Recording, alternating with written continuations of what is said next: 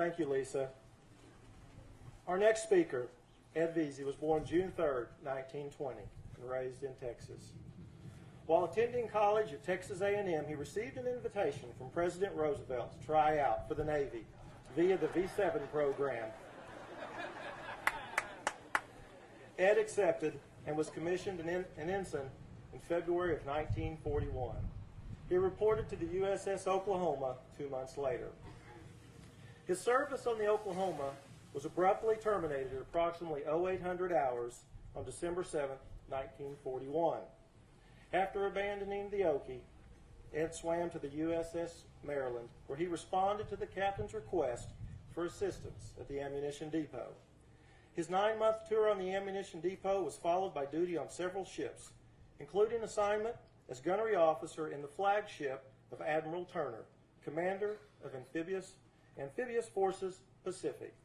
Ed ultimately obtained the rank of lieutenant commander. Post-war, Ed returned to Texas A&M, where he completed his degree in mechanical engineering. Upon graduating in 1947, Ed accepted employment with General Electric, where he continued working either full-time or part-time for nearly 60 years.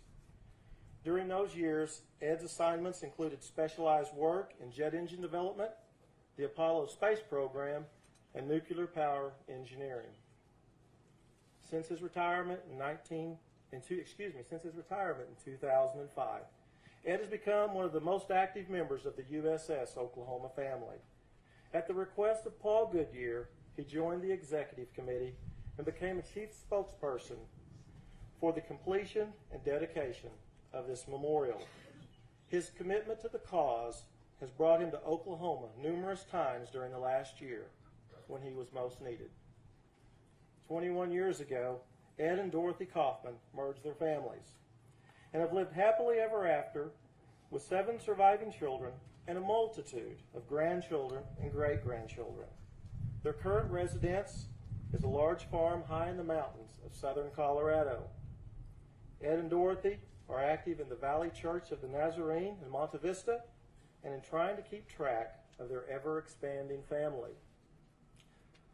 Ladies and gentlemen, it is with the utmost honor that I present to you a man whose love to God and country knows no bounds. A man whose compassion and grace have touched the lives of many, myself included. A true gentleman, my friend, Ed Veazey.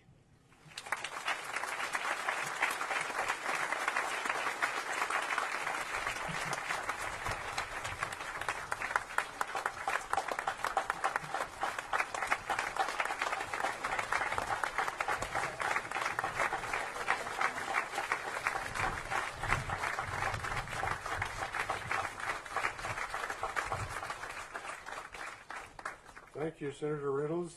I'm glad to know all these wonderful things about myself.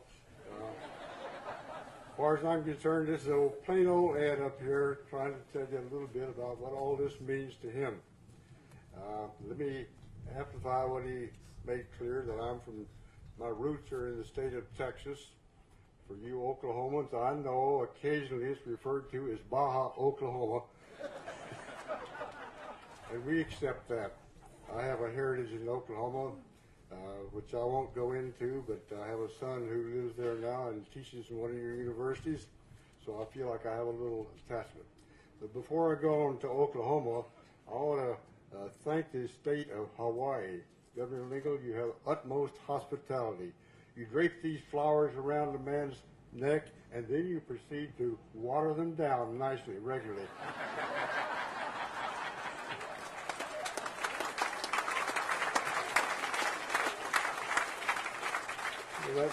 That really is unusual. Generally, they go into a refrigerator and wither and die, and that's the end of them. But you know, I want to ask you a question. Is this a memorial or is it a monument?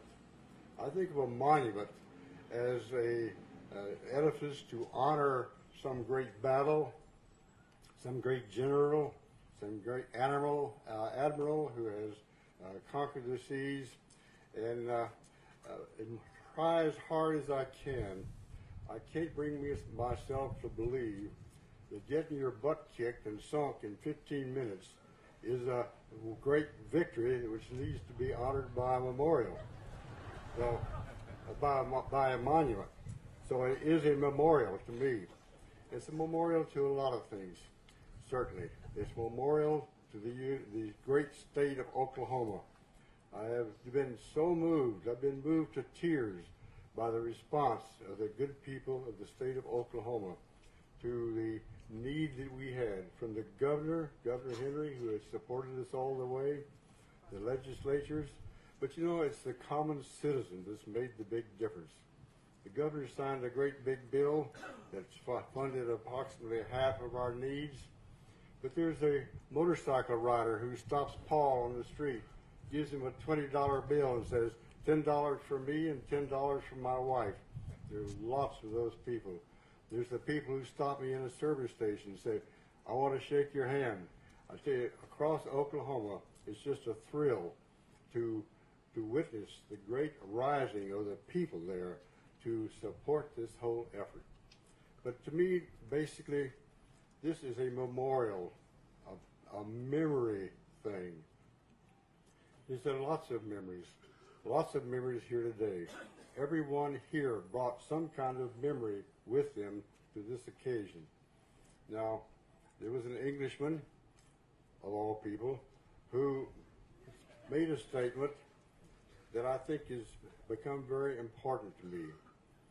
He says, you cannot know a person or a nation unless you know their memories. This is a time of memories. Each one of you brought memories here. Some of us very vivid, very specific on that particular day. Some of us almost second-hand memories that come from knowledge of their next of kin, their maybe even almost forebears who suffered and died here on this site. But you know, each one of us have these very important memories. And I don't think you can understand Paul and me and the other survivors unless you can look over there at that beautiful ship. The Oklahoma was right there. In her days, she was just as magnificent as the Missouri is today. If you can imagine us being there and going from a casual lifestyle, my roommate, Frank Flaherty, we were lolling in our bunks on a typical Sunday morning trying to decide whether to go swimming before breakfast or go breakfast and then have to go swimming. But we were rather rudely interrupted, and the rest of the story is well known. Frank went to his death. They call him Francis, I don't know why. I didn't know his name was Francis until I saw it over there on his stanchion. He was an Irishman's Irishman, I'll tell you, but he was an officer and gentleman of the First Order, and he demonstrated that by carrying out the fundamental duty of any armed force man, or any person for that matter. He did his duty no matter what the cost was. It cost him his life. He received the Congressional Medal of Honor, and richly deserved. He's a credit to the Navy. I think most of us here, or many of us at least certainly, have one individual in mind for whom we were really concerned that this memorial get put together. Mine was Frank Flaherty. And I tell you, it's supposed to be an upbeat day, a loving day, a reconciliation day. But when I stand over there by Frank Flaherty's memorial stanchion, if I could do that without tears, I would need a heart transplant, I'll guarantee you. It's a matter of the heart for us survivors. It's just fulfillment of something that we have waited for so long and which is meaning so much to us today. So there's a lot about past memories that we brought here with us, but there's a lot of present memories being formed right now today, where we're thinking over the things that brought us here, and we're thinking over the reconciliation in our own hearts is needed, and there's hopefully a lot of good healing going on. One of the most frequently asked questions of me is, have you forgiven the Japanese? Well, what's to forgive? The Japanese who struck us were obeying orders. We obeyed orders. We lived up to what we were taught to do. I hate the word heroes, to tell you the truth. It took me a long time to reconcile myself to getting your ship sunk in 15 minutes made you a hero somehow. But the simple truth is that any person who takes his stand for what's right and follows through, no matter what the cost is, that person is a hero. And there are lots of heroes on that day right here. There are lots of heroes in the armed forces today. There's lots of heroes carrying the forefronts of this country and building it and making it what it is and what it is going to continue to be. There's also the future memories that are being formed here today. We're all looking ahead. We're all looking ahead to what this means and what it's going to mean. Any young person coming here and seeing this memorial has got to realize that the price has to be paid if we're to have freedom. I look at these young reserve cadets, both Marine and Navy here today, and I say, there are some young men young ladies, pardon me. We didn't have any ladies, at least not intentionally, on the Oklahoma.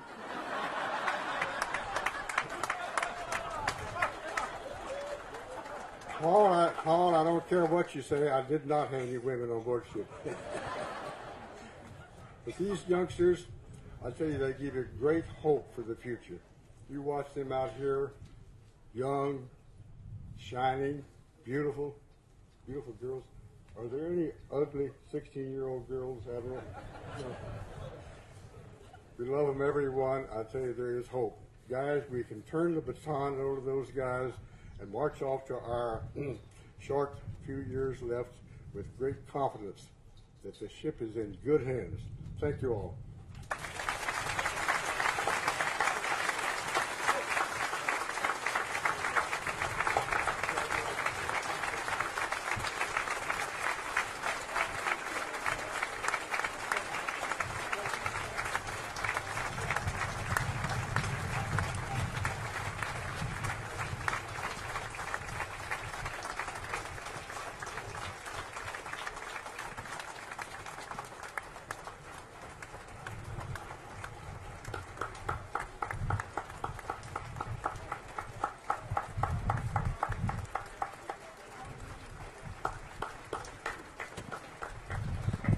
And they will be a part of this next part of the ceremony. I've just mentioned earlier that we have the midshipmen and cadets from Claremore High School and from U.S. Grant High School in Oklahoma City. They will also participate. This quartet is, of course, of Lieutenant General John Goodman, and we welcome you today and thank you for playing for us, Sergeant. Thank you.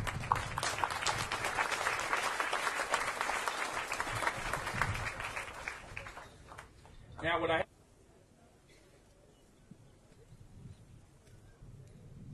going.